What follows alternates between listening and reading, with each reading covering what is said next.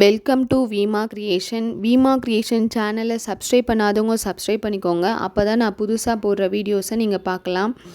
வாங்க ஃப்ரெண்ட்ஸ், இன்றைக்கி என்ன பார்க்கலான்னு பார்த்தா ராகி ரொட்டி எப்படி பண்ணலான்னு பார்க்கலாம். ஒரு வெங்காயம் 4 பச்சை மிளகாய் எடுத்துருக்கேன். நல்லா பொடியாக அரைஞ்சிருக்க வெங்காயம். இப்போ ஒரு பேன் எடுத்துகிட்டு எண்ணெய் ஊற்றிட்டு நம்ம இந்த வெங்காயத்தையும் பச்சை மிளகாவையும் வதக்கலாம். தேவைன்னா பூண்டு போட்டுக்கோங்க, அது உங்களோட விருப்பம் தான். வேணும்னா ஸ்கிப் பண்ணிவிடுங்க. கருவேப்பிலை போட்டு நல்லா வதக்கலாம். கொஞ்சம் கலர் மாறுற வரைக்கும் வதக்கலாம். இதை பச்சையாக கூட போடலாம், ஆனால் பச்சையாக போட்டால் எங்கள் வீட்டில் விரும்ப மாட்டாங்க. நிறைய பேருக்கு வெங்காயம் பச்சையாக சாப்பிட பிடிக்காது, வதக்கி சாப்பிட்டா தான் பிடிக்கும். உப்பு போட்டுக்கலாம். உப்பு போட்டு நல்லா வதக்கிடலாம். நல்லா வதங்கினோடனே 1 கப் கேரட் திருவி வச்சுருக்கேன், அதுவும் சேர்த்துக்கலாம். 2 பெரட்டி விடுங்க. ரொட்டியாக நம்ம செய்யும்போது இந்த வெஜிடேபிள் சேர்த்து செய்யும்போது என்ன வெஜிடேபிள் போட்டிருக்கோன்னு தெரியாது, அதனால் பசங்க ஈஸியாக சாப்பிட்ருவாங்க. பீட்ரூட் சேர்த்துக்கலாம். பீட்ரூட் பிடிக்கும்னா சேர்த்துக்கலாம், இல்லை வேணான்னா ஸ்கிப் பண்ணிடலாம். இருந்தால் சேர்த்துக்கலாம். பீட்ரூட் கேரட் சேர்த்து சாப்பிட்டா கொஞ்சம் ஹெல்த்தியாக இருக்கும்.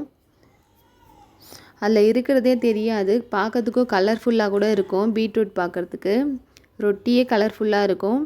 இப்போ தேவையான அளவு நம்ம கெவுரு மாவு எடுத்து அதில் மிக்ஸ் பண்ணிக்கலாம்.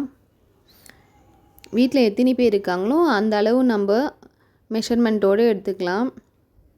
இப்போ நான் 1 கப்பு ராகி மாவு எடுத்திருக்கேன். இதை போட்டு நல்லா பிசைஞ்சிடலாம். ஃபஸ்ட்டு அந்த காயோடு நல்லா பிசைஞ்சிட்டு அதுக்கப்புறம் தண்ணி தெளித்து பிசைங்க. நிறைய தண்ணி ஊற்றிடுங்க. நல்லா கெட்டியாக பிசைஞ்சு எடுத்துட்டோம். ஒரு தவா ஒன்று வச்சுக்கலாம். தவா நல்லா சூடாயிடுச்சு. இப்போ என்ன பண்ணலாம், பிசைஞ்சு வச்ச ராகி மாவை ஒன்று ஒன்றா உருட்டி நம்ம இப்போ தட்ட போகிறோம். ரவுண்டாக ரொட்டி ஷேப்பில் நம்ம தட்டிக்கலாம்.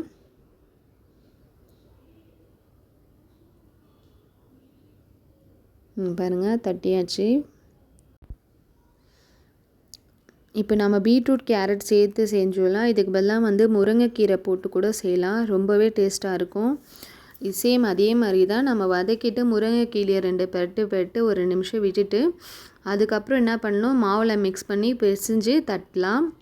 இப்போ பாருங்கள், தவாவில் போட்டு வெந்துட்டுருக்கு. முதல்ல எடுத்தோடனே தீ அதிகமாக வைக்காதீங்க, மீடியம் ஃப்ளேமில் இல்லை சிம்மில் வச்சு கொஞ்சம் நேரம் வேக வச்சு 2 பக்கம் திருப்பி போடுங்க.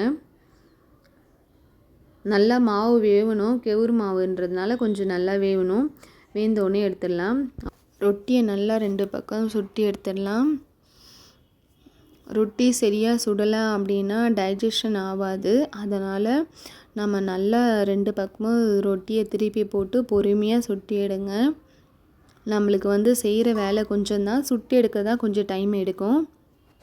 ஹெல்த்தியான ராகி ரொட்டி ரெடி ஆயிடுச்சு, வாங்க சாப்பிட்லாம். இந்த வீடியோ உங்களுக்கு பிடிச்சிருந்துச்சுன்னா வீமா கிரியேஷன் சேனலுக்கு சப்ஸ்கிரைப் பண்ணுங்கள், லைக் பண்ணுங்கள், சப்போர்ட் பண்ணுங்கள். தேங்க்யூ ஃபார் வாட்சிங் ஃப்ரெண்ட்ஸ். பை.